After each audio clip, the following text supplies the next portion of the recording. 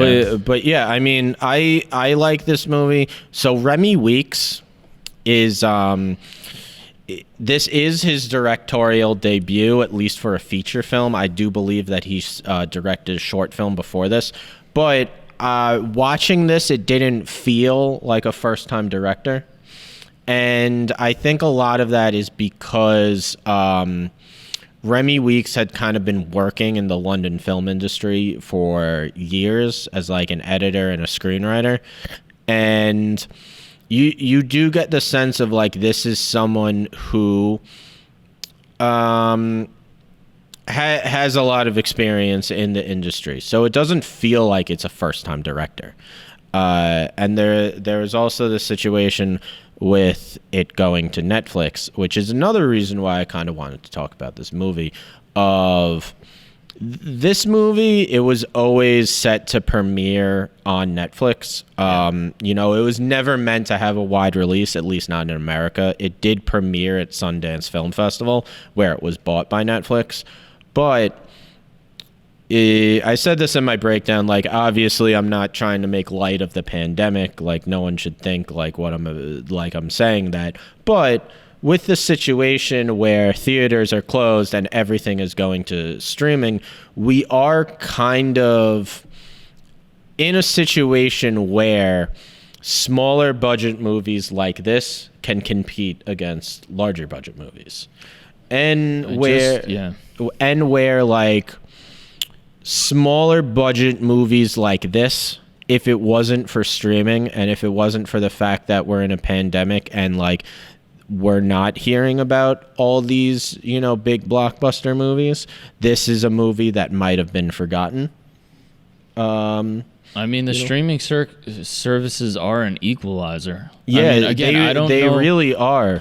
Yeah, like I don't know the financial dynamics of like what Netflix chooses to put in the home screens and stuff like that, and I know it's different for each person to some degree. Yeah.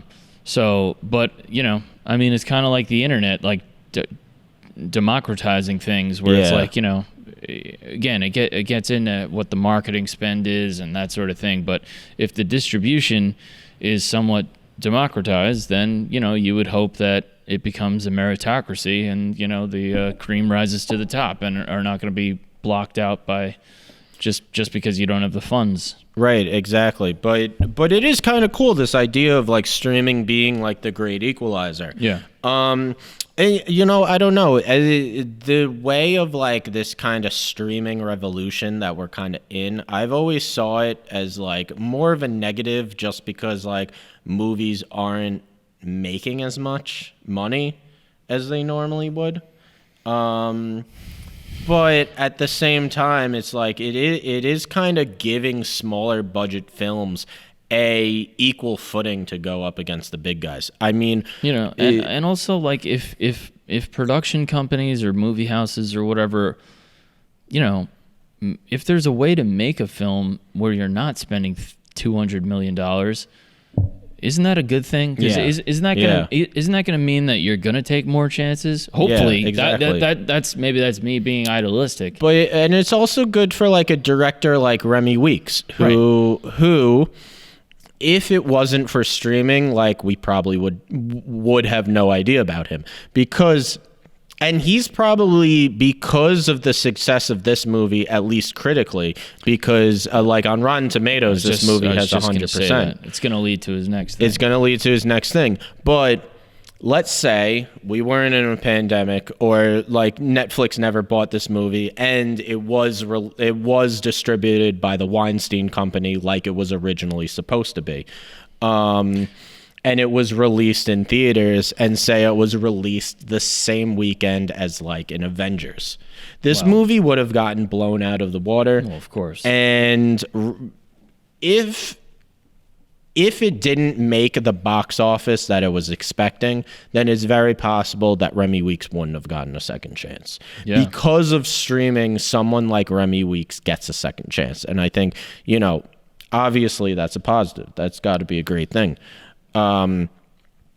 Yeah, I mean, it's like music. I mean, it's Yeah. like, back in the day, you'd have to get signed to a big record label and they would give you an advance. And then if you didn't recoup that money for the label, you would be dropped or Yeah. you'd be shelved. And, now with the internet, you could kind of, if you're savvy, you could put Yeah. your own team together that does marketing and does your distribution and does your publicity, and you could have a shot, Right. Still at the end of the day, I'm sure behind the scenes there's still political maneuvering that's going on with all these streaming services, obviously. It's not to say that any average Joe could fucking get their shit distributed, but if it leads to more opportunities and my thing is this, if it leads to more chances being taken, that's a good thing, because God, man, we can't live in this fucking Avenger world forever. Yeah, we exactly. really can't. Like, where are we going here? It's just going to be Super Bowl commercials of fucking superheroes, and that's it.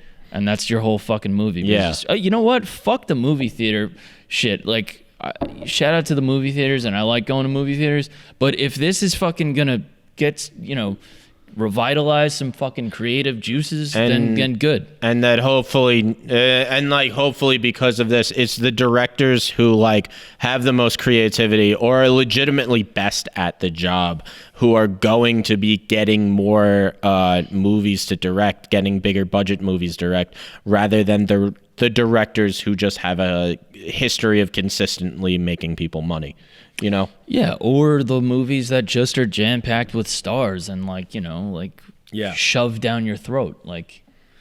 Yeah, well, I do because kind of horror in general has kind of been that low budget, no interference Low genre. class, not respected. Well, yes, low class and not respected, but the thing with horror is that you can make it for a very low amount of money, because unlike an action movie or a comedy movie, you kind of need star power attached to it in order to get people into theaters. And I know you've always said that about comedies, and I've never really understood that, but you always say that the big comedy doesn't happen anymore because they're not going to pay a star $50 million, or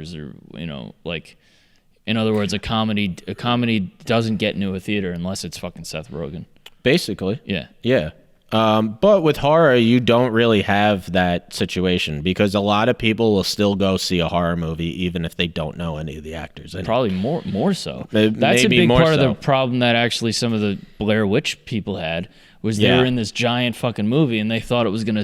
None of those Blair Witch guys, did anything afterwards. Well, one of them kind of had a career. Yeah. But out of the three of them, they basically didn't, and it was because of this reason. They thought they were going to be stars after that movie, but the real star of the movie was the unknown, or the. Well, yeah. Well, think about just talking about Blair Witch in general, that idea of kind of found footage. We're doing an entire movie from a camcorder's perspective, and it's going to be almost this fake documentary. You couldn't do that in really any other genre besides horror, especially not a few years after reality show. Or something a few years after the kind of found footage horror got played out. But at the time of Blair Witch Project, one, if it wasn't for the fact that it was such a low budget movie, something like that never would have flied. Just it's gonna be all on a camcorder and it's gonna be shaking the entire time.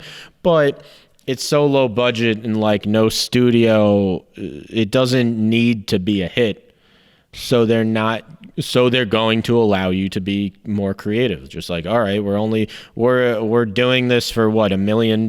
So okay, I don't even know what that movie cost, but also, if it wasn't for it being a horror movie, that movie wouldn't have gotten so much buzz around it, because people are going to horror movies to be scared. They're not expecting to see a big name actor or some real dramatic performance.